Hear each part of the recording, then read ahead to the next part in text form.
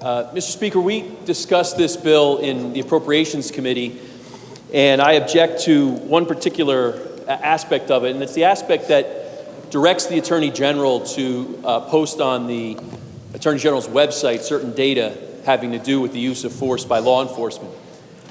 That in itself is not objectionable. That's probably a good idea. But we as a body, when we vote on a bill like this that gives the Attorney General direction like this, should pause for a moment and recognize that the Attorney General doesn't listen to us when we give him these instructions. Assemblyman Varelli had a great bill several years ago that wanted data posted regarding law enforcement suicides. Remember that bill? Great bill. I think we all voted for it. The Attorney General's office hasn't tracked that information, hasn't posted it. We had a bill a couple of years ago regarding sexual assaults and data on sexual assaults in the state that should have been posted on our Attorney General's website. He hasn't posted that either.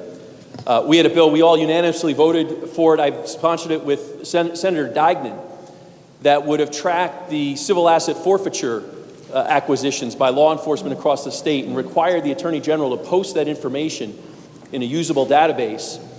That bill was passed 5 years ago. Governor Murphy signed it into law. Everybody thought it was a good idea. The Attorney General hasn't moved on it since. So where we have this provision in this bill today that